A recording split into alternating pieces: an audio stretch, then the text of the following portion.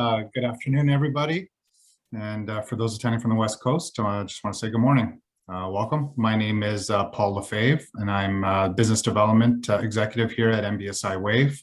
And extremely excited today to be joined by our partners, Cambium Networks, to introduce and review their new quality of experience offering. Very exciting stuff. Since the announcement of this product 2 or 3 months ago, I'd say the dialogue's picked up. We've had many conversations, and we're excited to have everybody join us to learn more. Joining us today from Cambium is Sakid Ahmed, who is the General Manager of the PMP and QoE product lines, as well as Steve Kiley, who is Director of Business Development for the QoE product. This webinar will be recorded and uploaded to a number of our social media outlets shortly after we're done. As Sakid and Steve move through the material, feel free to ask any questions. There's a chat window down at the bottom. We can flag them, and we'll cover the questions as we go. And if there's a few extras, we'll certainly wrap it all up at the end and make sure that everybody's questions are answered. As always with MBSI WAV webinars, we do have a $100 gift card up for grabs, just to make sure that you're paying attention. So we'll do that at the end. We'll ask a question, and the first one to respond correctly will win that gift card. The only thing is you do need to be a Canadian resident to win. Keep in mind that with any type of planning, network design, pre and post-sale support, MBSI WAV is here to be your valued partner. But I won't talk too much about us because the floor is going to get turned over to Cambium and Sakid to take us through his presentation. Thanks, Paul. Thanks, MBSI WAV, for the opportunity to present our solution today, and welcome everybody. Sakid Ahmed again, based out of our Chicago Cambium office, and I have Steve Kiley with me, who many of you may already know, but he's based out of Denver area and is sort of handling the QoE business development and sales for us. I'll get right into the presentation, but just wanted to give a little bit of context on Cambium and the QoE solution today. As most of you know, Cambium, for a number of years, our focus has been very much on wireless access points, subscriber modules, enterprise Wi-Fi. Over the last year and a half or so, we've been trying to understand how we can impact and add more value to the products that we offer, and fundamentally give our customer base more control over the bandwidth. So we started looking into a QoE solution and looking at potential technology partners, etc. And we're very happy that as of last March in WISPA America, we were able to announce the Cambium QoE solution. We believe it's got a very compelling set of features, and the value proposition from a cost and feature perspective is phenomenal. And I also wanted to highlight that, you will hear a lot about what we offer today, but keep in mind that as Cambium Networks sort of sits in a unique position, being able to offer QoE as well as the radio side of the house, that we have some things in the pipeline in our vision in terms of integrating and adding additional value when you're running Cambium gear and using QoE products, such as congestion management on 450Ms and things like that. But fundamentally, what you'll hear today and the feature set are all very much hardware agnostic. So it doesn't really matter whether you're running Cambium products today, fiber or Wi-Fi or any competitors' wireless products. In all of those situations, our QoE solution will give you benefit. With that, my next slide, which we'll move on right here. Right away, QoE at a glance. What are the key building blocks? What are the key features that we're talking about? I'll turn on my pointer so that people can follow me. We'll talk a little bit about this TCP optimizer, which is one of our key anchor features, what that does and how it helps. We'll talk about different types of ability to do network visibility with a lot of different statistics. We'll talk about our multi-queue rate limiting function, as well as application shaping. A little small feature, but relatively meaningful from a broadband service provider perspective, speed test detection and bursting. And then a very important and I would say a unique feature in automatic congestion management, and a little bit of a plus feature around security, which is denial of service detection. And of course, as I hinted a little bit, that we have some roadmap items that will, incrementally bring potential value to Cambium networks when run in conjunction with QoE. All right, before we get into the feature set, let's just talk a little bit about the deployment model, because this is important to understand. What you see here is essentially two different deployment models, but what I will say is the left-hand side is a bit more of a trial opportunity as opposed to deployment. When we first launched QoE, we were envisioning that a tower model would make sense if you're really trying to solve a capacity, congestion, buffering, retransmission, interference, you name it, problem at a specific tower location. And that's why we do offer a 1 gigabit solution where we actually sell the appliance, which is a temperature hardened box that can handle up to a gigabit of traffic and do all the features that I showed in the previous slides. Having said that, as we started talking to more and more customers, we realized that the NOC model is what makes the most sense, both from a cost advantage perspective, as well as being able to put a solution at a NOC and manage all the traffic that could be potentially going through the network. But we are offering a pretty nice promotion and a package today that could allow you to buy a 1 gigabit subscription as well as the appliance, or you can bring your own appliance and just get a 1 gigabit 1 year subscription at 50% off of list price. It's just a great way to, let's just say, get your feet wet, try it out, trial it, and then as you evaluate, you say, okay, now I know exactly what my need is going to be. I'm going to shift to a NOC model. And anything greater than 1 gig, we don't actually sell the hardware, but we'll make recommendations on what Dell, HP, Supermicro, or virtualized solutions you can use in the NOC model. We will support up to, the slide says 100 gig, but we've actually already updated this. So anywhere from 10 gig to 150 gig of traffic is what we will support on the NOC model. All right, the most important topic in this deployment model that is important to share is, if you keep hearing me talking about throughput, 10 gig, 100 gig, 150 gig, the pricing model also follows that in the sense that we charge by the throughput. This is not a per subscriber per month subscription model, but rather the amount of throughput that you would be processing. The best way to see this example is if you have a network of 3,000 subscribers and your peak throughput is, let's say, 3.9 gig, and from Cambium you buy a 5 gigabit per second software subscription model, then your 3,000 subscribers, as long as it's utilizing less than 5 gig, you're not paying us anything. You're just paying for the 5 gig model.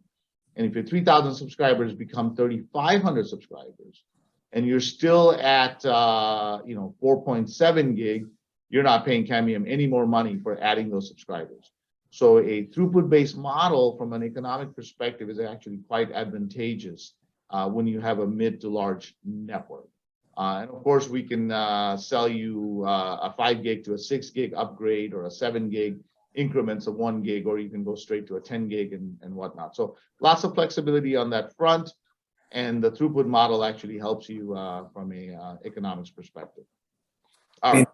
Saki, before you move on, maybe you could speak about when you have multiple POPs with multiple appliances. Sure. So thanks, Steve. That's a good point too. So from that perspective, I think one of the things we also understand is that many operators will have different upstream providers and have different feeds out to the internet, and not all traffic will go through the same location. For that model, you could potentially buy a 5 gig solution and split it across multiple locations. So you buy a Dell server that can handle 2 gig, a Dell server that handles 3 gig, and say, you know what, I estimate that I'm only going to have about 1.5 gig of traffic through this connection and 2.8 gig in this other connection, and you can split the whole 5 gig license across 2 different pieces of hardware. So again, that adds to the overall flexibility in the deployment model. Moving ahead to TCP optimization. This is probably one of the most important and beneficial features that we're happy to offer. And this is a no configuration needed function that you essentially enable in the box. It provides for improved speeds in your access network, as well as helping with a lot of the buffering and whatnot. And the best way to think about this is, and I'm going to start moving through the slides a little quicker now, but the best way to think about this is that if you think about the inherent nature of TCP protocol working against the wireless network, where you potentially have interference and retransmissions and added latency and possibly packet loss, TCP will actually work to avoid that type of congestion and half the window and essentially drop throughput, which inherently translates to packets slowing down and your applications like Netflix and other things buffering, right? Bad user experience. So we take advantage of that, and a good way to see this view is to kind of look at this video, where if you essentially have two servers, each are sending 7 packets and sending it in 3 rounds, potentially testing the path capacity. Hey, how many packets can I really send in one bundle? So you've got 2 clients. When a client receives a packet, obviously in TCP, you're sending an acknowledgement back. In our case, you put a QoE. If it's not doing the acceleration, the time it takes for those packets is essentially the same, 5 seconds and 5 seconds. But now QoE will start doing acceleration. And when I get my first packet, our QoE solution will actually send an acknowledgement back to the server for packet 1, while with the non-accelerated path, that packet is still heading straight towards the client and have not received that. Because packet 1 ACK has already arrived, 2 and 3 has already been sent. And this goes on, and 5 and 7 are also showing up. The summary of all of this at the end of the day is, by us generating the acknowledgement, we're speeding up the delivery of packets to the client side. Let me phrase it another way, and maybe a simpler way. By having this TCP acceleration, we're doing fundamentally 2 things. One, we are aware of the bottleneck and the buffers and all of that from QoE box down to the access side. And what we're doing essentially is presenting to the internet side a network where if there are delays, if there are packet losses and stuff, we're presenting, let me just back this up a little bit, we're presenting a healthy network. So if you have a Netflix server up on the internet side, and again, let me get my pointer out. If you have a Netflix server up on the internet side, we're essentially saying, hey, keep sending data. Here's your acknowledgement, right? So, and the ACKs getting generated here at the QoE appliance is also potentially helping you with your latency on this side of the network. So application buffering as well as speeds. If you have the pipe, it will present the network as a clean, uninterrupted, all ACKs are coming through type environment, so that speeds go up. And a good way to see this is we ran a little experiment in our lab. We happened to take a 5 gig product from Cambium, which is the ePMP side of the house, and generated a bunch of packet loss to mimic a high interference environment. Ran a Netflix client on a laptop where we're able to see the debug data and see the bit rate that Netflix would use. With the same exact amount of packet loss, we enabled TCP optimization on and off and ran a video stream collecting the data from that debug on buffering. And what you see is a pretty dramatic difference in terms of what bit rate Netflix is able to hold and deliver versus what you would see without TCP optimization on. This translates to 100% customer delight experience, right? Less buffering. And while Netflix is a pretty advanced client, it can accommodate a lot of varying bandwidths. When packet losses started happening, it wasn't able to keep up, and it's trying to buffer and go up and down in a very choppy experience with bit rates dropping as low as 100 bits per second.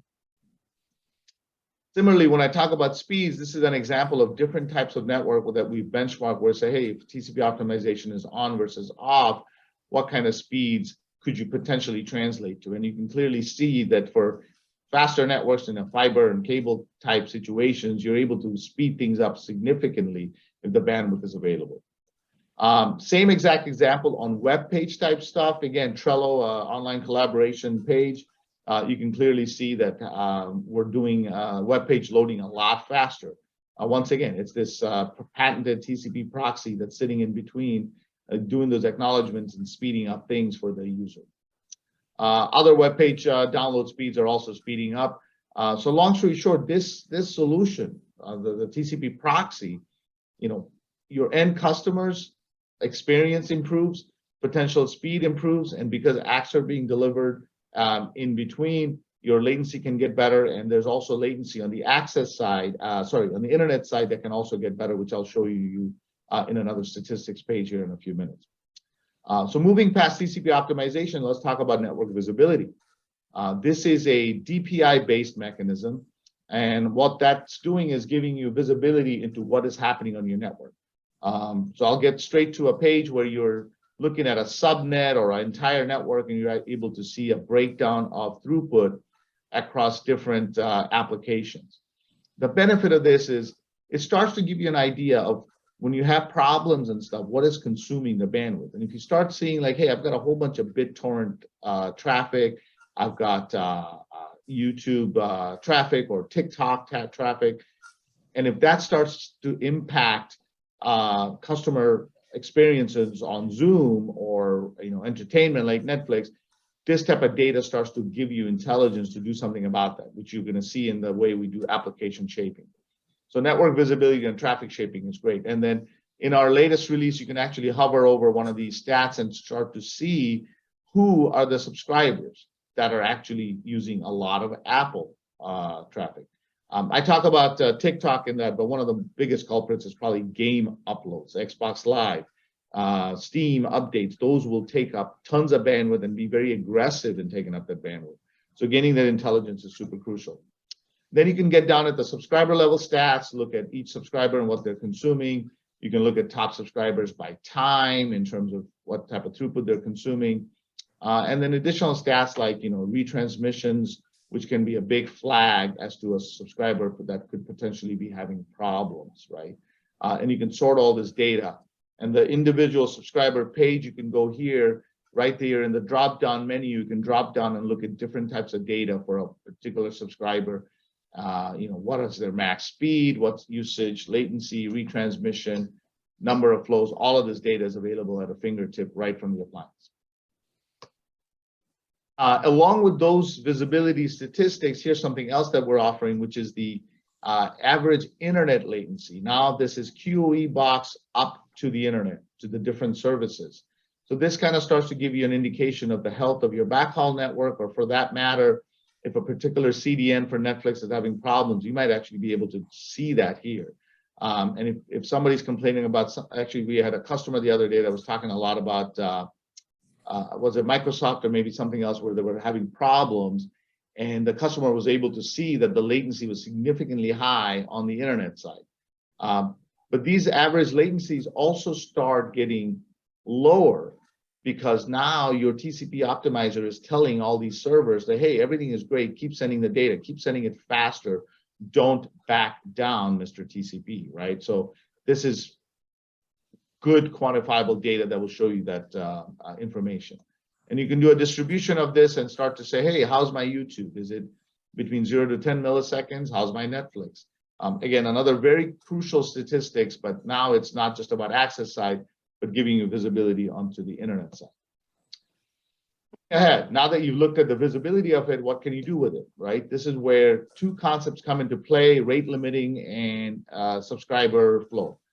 Rate limiting by itself, the next, I believe I have a video on this that I will show you in 1 second, but this is about looking at rate limiting from 3 different perspectives. If you're in the business of doing rate limiting with the radio, stop doing that. That's as simple as that.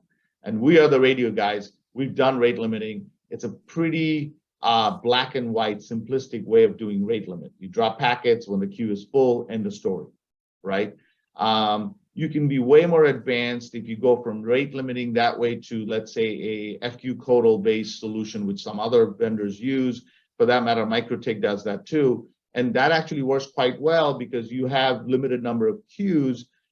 for bulk streaming application, and you're able to load up the packets and get some good benefits there because there is a prioritization happening. Where we differentiate a little bit on our rate limiting is we're very dynamic in nature, meaning we create a queue for every application flow, i.e. TCP connection that's being established. So if the interactive set of queue or interactive queue gets full because there's a whole bunch of gaming, Zoom, Microsoft Teams type packets coming in, we don't have a problem with this because we'll have multiple queues for interactive. So congestion happens. Compared to a pure single queue radio-based rate limiting, we're going to see significant improvements in terms of latency and performance. But a quick video might explain this a little better. Is if you have a shared queue and YouTube comes in our case, you also get YouTube, a bunch of YouTube packets are coming in, and suddenly somebody requests Netflix. In a radio system, you kind of have, yeah, you could have a priority queue, but you're not really distinguishing between different types of application. So Netflix is waiting to be served, and all of a sudden Zoom shows up. In the above system, Zoom is waiting, but in our case, we see interactive queue come in, boom, right away we're serving it up, and interactive is getting out with a higher priority. And even the fact that Netflix, YouTube, all of these are single dynamic queue, they're all getting served up round robin, and it's like YouTube getting served, Netflix getting served. Suddenly Zoom comes in, Zoom gets served up, but then suddenly Call of Duty comes up, it gets served up. But Netflix, YouTube, TikTok, these are also getting served up because of different individual queues. So quite a bit of technology behind this, and quite a bit of a benefit that you will be able to see. So that's rate limiting. If you go past that, this is a simple example in terms of application shaping. I'm not going to go in, nitty-gritty details here, but it's essentially a Facebook, YouTube video, and World of Warships download, a wargaming, which is known for World of Tanks, but it's an aggressive game download. You do a 10 meg rate limiting plan, which we did in this case with MikroTik, and then you start to download all three, and essentially what you see is like the gaming download is being very aggressive and eating up a lot of bandwidth.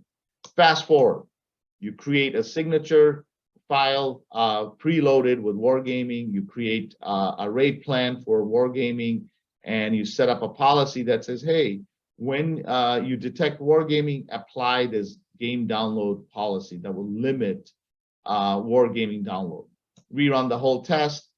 Sure enough, now wargaming is squeezing down to 1.64 meg, while UDP and YouTube now has more bandwidth available for them. This is what you would want to do by looking at network visibility and understanding if there are applications. And just rule of thumb, you can start doing shaping for Netflix, making sure that it doesn't eat up a whole bunch of bandwidth when it starts buffering.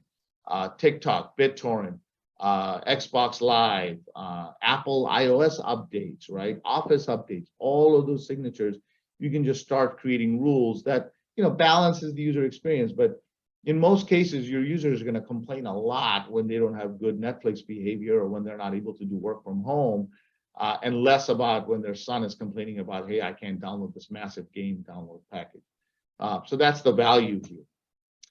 The speed test feature, we kind of talked about it. This, again, I'm going to fast forward a little bit, but the fundamental view of this is that when you have a rate plan and you're selling somebody a 25 meg down and 10 meg uplink package, they, unknown to the user, somebody in their household may be eating up some of that bandwidth. Or a lot of that bandwidth, and they start doing speed tests, and they say, wait a second, I'm not seeing my speed test results match the rate plan that I bought into. In that case, you might get a phone call saying, hey, I'm not seeing good speed test results. What we're doing here is essentially when somebody's doing a speed test, we're detecting through a speed test. I'm going to go past these files and show you that there's a DPI signature for speed test. By the way, in this case is Ookla, but you can also do fast.com and other speed test signatures. And when that plan is there and you detect the speed test, we allow speed test to burst up to the rate plan. So again, it's for the end user. We're trying to give them the comfort that the rate plan you subscribe to, your speed test results are giving you the same results. Of course, the caveat here is this is depending on the fact that you have the available wireless bandwidth, but it does solve that problem to a certain extent and avoid people complaining just because somebody else is in their household using up the bandwidth of their rate plan. And they don't know that, but they're calling up the service provider and complaining. So that's the gist of the speed test plan. I'm going to move past this. All right. Really important feature. And I know I'm kind of going through this fast, but hopefully the key messaging is coming across, and we'll take the questions. Automatic congestion. This is a pretty nifty feature, but the gist of this is if you think about a wireless product or in any type of application, there's a retry mechanism, right? When a packet is lost, you try to retransmit. TCP does not like lost packets, right? And what ends up happening in the wireless system is when you retransmit these packets, there's no guarantee they're going to go out immediately. They sometimes have to be scheduled. So the nature of the problem is, do I maximize throughput and sacrifice latency? What's the balance there? So if you think about a congestion environment, i.e., everybody gets home and everybody's on the internet, chances are wireless networks, access points, Wi-Fi at the end of a fiber connection, they're all suffering from congestion. And you don't really have much control over that other than, holy cow, I got to frame utilization is up, I got to add another AP, I got to increase my bandwidth. Those are the typical reactions. What we can do in this case is when that congestion environment happens, in your rate plan, there's a simple setting that says enable automatic congestion management. We're actually using some popular machine learning algorithms to reach the conclusion that a particular client, a particular link, in this case, it can be down to a iPad inside a home on a Wi-Fi, that's seeing the impact of congestion and their latency is going up, everything is struggling, you're trying to push more packets. We will go in and automatically do a nominal flow reduction, i.e. throughput reduction. And that will automatically have a massive impact to latency that you can see. I wish laser pointer stayed consistent across slides, but top graph shows that throughput drops, you can barely notice it, very little, which we're automatically doing, but the latency is dropping considerably lower. So now think in terms of people's experience, the gamer, the day trader for that matter, or the work from home people that are on a voice call and things like that. All of this is happening at busy hour. Everybody's getting on the network. Calls are coming in because things are starting to act funny. Well, enable the rate plan, enable automatic congestion, and let the system take care of this part, right? Because at that point, with this type of drop in latency, your gamer calls are not going to come in even when you hit that busy hour traffic. So that's the value of automatic congestion management. Moving ahead, this is just a GUI capture of this and pretty easy to see, but the same statistics and graphs that I showed you earlier, it's an easy test to say, hey, I want to enable automatic congestion management. Let's look at how my retransmissions look over time. Or I kick it in and look at the reduction, or for that matter, look at the latency reduction when ACM is kicked in for those environments. The rest of the slide here will kind of talk about the different types of GUI-based rules. I should highlight that we do support Radius and REST API, which means we can work with third-party management system, third-party billing systems and all that. Today, PowerCode and Azatel are the two billing vendors we've completed our integration with. We obviously can work with just about anybody if there's a MikroTik router in between that's supporting the AVP. I forget what that stands for, but it's the language essentially to translate the rate plans and things like that from a billing vendor. We actually have somebody today that has a VISP billing instance with a MikroTik router that we're helping to translate those rate plans and things like that. So there's a lot of flexibility in the user interface itself, but you can do scripting via CLI to control some of this stuff as well as the REST API. So lots of integration possibilities available, and we're adding more and more billing vendors over the weeks and months. And the last piece I wanted to highlight a little bit in the feature stuff is that while we're very much focused on the quality of experience and users' application performance and giving you enhanced bandwidth control, TCP optimization, call this a little bit of a plus feature. We're not trying to be a security appliance, but in this case, because we're doing the TCP man in the middle type behavior, we're able to look at denial of service occurring. So we'll let you know if there's a denial of service attack happening and show you like the participating IP address that are contributing to that. We are not blocking it. That's not something we do today. Over time, we may look at that as a feature roadmap, but today it's just merely a detection mechanism. And with that, we're ripe for taking some questions, but that's sort of the summary of the overall value proposition and the feature set on QoE. So let's see, Paul, if there's any questions coming in. Yeah, actually, thank you, Sakid. We actually did, we had a question come in as you were speaking, and it's more around the topic of points of failure. So I guess the question that came in was, there's a philosophy now as you're designing wireless networks to not create single points of failure. Management typically has options to be out of bound, inline. Does introducing, I guess, an appliance such as this create a single point of failure on a network? That's Good, very, very good question. So the answer to that is that it does create a single point of failure, but there's something you can do about it. So there's two things that we can talk about. So first and foremost is that we do offer a bypass option, right? So this box is sitting there, all this traffic is coming through, it's traffic shaping and all of that. If there is a software glitch or a hardware glitch, we have documentation that we can share with you that allows you to create a bypass option so that if the core functionality dies or the hardware, all the traffic keeps flowing. You can do this through a Niagara bypass switch or a passive hardware controlled NIC card that is sitting in parallel and all traffic gets routed through that. So that's how you would create a bypass and add high availability for your network and not hurt your high availability. A follow-on to that question that is kind of interesting, some people have asked, like, well, I love the service, I really want this to work all the time. If this goes down, I want to make sure it continues running. We offer an option where you can have a secondary instance with the software fully loaded, all configuration mirrored and replicated, it's sitting, both talking out their management interface to our license server. If primary goes down, if you raise a ticket within, let's say, 30 minutes, we're able to bring the other box online because the license activation takes literally 2-3 minutes over the internet. So we can fire up the other box and transfer the license over.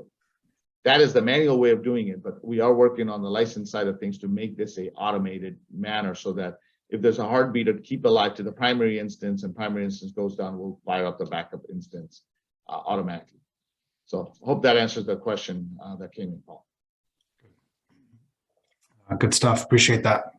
Got a few others, so I'll just throw this one out there. You mentioned flexible licensing across multiple appliances. So as an example, 5 gig split into 2 gig and 3 gig. I guess the question is the management of those licenses administered through CN Maestro? No, today it's not. It will be at some point. If you're kind of hinting towards having a user manage that, like you are able to shift the capacity across different boxes. No, that's a manual process. You'll have to ask us to do that and we'll do that for you. But Cambium is working on a end-to-end full-blown licensing portal and management system that's in the works today. They handle a lot of Cambium licensing stuff. So you'll see that flexibility and ownership come back to you for you're able to do whatever you want to do within your realm, but today that has to be done through Cambium. Okay, that's great. Another one here, and it kind of circles back to that first slide you had, where you had sort of the two deployment examples. We had some folks kind of join a little bit late. I'm not sure if you can just maybe do a recap on sort of the advantages versus disadvantages of a tower versus NOC model, and are there benefits of having the QoE closer to the subscriber or the NOC? Yeah. So let me just say this again and repeat this part. So the tower model is really a very niche scenario because you cannot possibly go put multiple of these boxes at different towers. The economics is not going to pay off, right? These types of QoE solutions typically sit at the NOC. Having said that, we have seen scenarios where a very large customer that has a very disaggregated network, they may choose to put different appliances at different locations, so not to have that single point of failure and kind of segregate the network and run things differently. So that's always an option. But at a bare minimum, this tower model is simply to say, okay, if you want to trial something and you want to just look at a problematic tower and see what impact things make, it's a good way to get started. That's probably the best option for the tower model today. If you want to get started, participate in the promotion, buy a 1 gig box, buy a 1-year subscription for 1 gig and get it at 50% off. It's pretty lucrative to spend, you know, 180 or 250, whatever dollars it comes out per month to just get that going. The question was also about benefit to tower versus not. The only reason a tower version is viable is if you happen to have backhaul limitations, right? You have a remote tower with limited backhaul. All those TCP ACKs that we're generating, if you put it at the tower, then you're not going to eat up the backhaul to have those ACKs go over the backhaul. So that would be the one advantage. But other than that, everything we talked about can be done on the NOC side with zero impact to performance. Paul, so the rest of this I should also talk about, because outside of the hardware model, the commercial side is important to understand that we do not charge by subscriber per month type subscription. We're charging by throughput. So if you buy a 10 gig solution, you can put 10,000 subscribers under the 10 gig model and you're not going to pay us by subscribers. If you buy a 8 gig solution, you only consume 6 gig, then you add another 1,000 subscribers, you're not going to pay us for those 1,000 subscribers as long as you're under that throughput cap. So the throughput based model is quite lucrative from a, you know, financial perspective if you compare it to other solutions in the market that are charging by per subscriber per month. Perfect. Steve, you got anything you maybe like to add? Yeah, I was going to jump in and say that, you know, from the business side of the house, a lot of people, you know, nobody wants to spend more money, right? So we look at it like, if you invest $1, we want to pay you $2 or $3, right, as a return on your investment. So when you take Sakid's presentation as a whole in, and you start to think about, well, if I invest in QoE and I'm paying Cambium this month, this quarterly subscription or annual subscription, or however you want to pay for it, you know, what am I going to get back in terms of return on my investment? When you see, you know, what we're seeing is 15-20% increase in network capacity. So everybody can translate that into their own terms of dollars, but also by rate limiting, you know, where we're taking applications like Hulu that only need 8 megs to do high def streaming, non-buffering, have a high quality experience. And we free up that additional, just by rate limiting to 8 megs, we free up that additional capacity. That allows you to put more subscribers on your network. So when you put more subscribers on your network, now you're generating more revenue. And what we're seeing is a positive business case just from that investment. So it's all of the statistics, all of the management, the reduction in customer support calls, the reduction in churn that you're going to see by implementing anybody's QoE. There's also a business case side that a lot of people may not think about, that we're starting to hear from other WISPs that maybe have CFOs that they actually keep track of a lot of this different stuff, and they do monitor their return on investment. So I think that's a really important thing to talk about. Steve, to your point, I think the other way to think about this is also like, look at the subscription cost and divide that into the subscribers, and think that per subscriber, you're potentially going to spend 60 cents a month more. So the question becomes, A, you want to not only recover the 60 cents, but do you have an opportunity to make, you know, 80 cents off that subscriber and have some profit by adding their cost? And I think just what Steve's trying to say is that the tools that we're giving you, if you look at the cost savings on customer support calls and customer satisfaction is one thing, but you potentially can squeeze more bandwidth out of your network by enforcing shaping rules, having TCP optimization do some of the work, the rate limiting, the congestion management, all of that at the end of the day may allow you to add more subscribers. And so you could potentially bring back some of that cost, recover the cost and add added ARPU. Yeah, and we're also watching our WISPs that adopt the QoE develop gaming packages where they can actually reduce the latency for our gamers, and they'll add that as for an extra $10 a month, you can pay for this gaming package. And so you're increasing ARPUs that way as well. Yeah, no, absolutely. I got to imagine too, as service providers, you can take a look, you know, using the these tools and these solutions and say, here's the existing plans that I'm offering to the market now, but because I'm implementing this and getting efficiencies in my network, I can increase my plans, and you don't even have to invest anymore on the hardware side. So I see, lots of endless options here. So a couple questions are more just general more than anything. We did have a request for pricing. I'll probably touch on that at the end. Definitely reach out to your MBSI WAV account managers on that. And absolutely, Bill, this session, this webinar will be is being recorded, and it'll be posted shortly to a few outlets, and everybody will be getting a copy.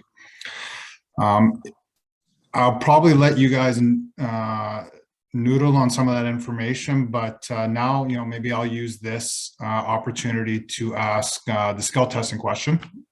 And clearly, and a lot of information was shared today, a lot of different layers of this application. But the question we have for the audience is automatic congestion.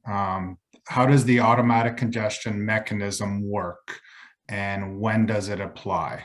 So Sakid touched on that slide. He used, there's a special mechanism built in to the back end, looking to see if anyone can catch that and go. For $100. $100, right. $100 gift card. Automatic congestion mechanism. There's some back end tools to that. I think just simply, if you picked up on the core message, that's what we're looking for, right? How is it implemented, and when does it matter? Yeah, exactly. So we got a pretty good answer. I think there's a word here, or a terminology that we're looking for. Think the Terminator. Think if you Okay. Where the world is going.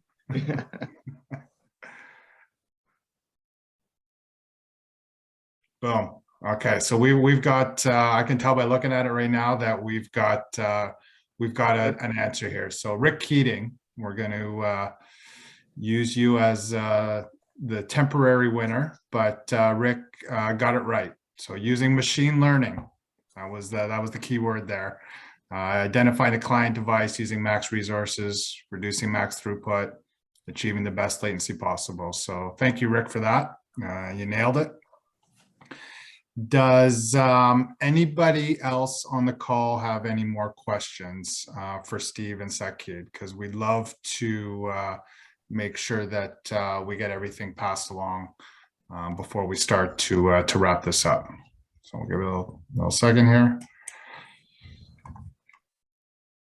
All right, so I guess not. Sakid, Steve, thanks guys, for your overview today and for the information. We appreciate you guys taking the time out of your day to do this. And as always, everybody on the call, we appreciate you guys taking your time to join us. I hope the information session was useful. As I mentioned a few minutes ago, if you have any questions, you want to look at some pricing examples, feel free to reach out to your MBSI WAV account manager.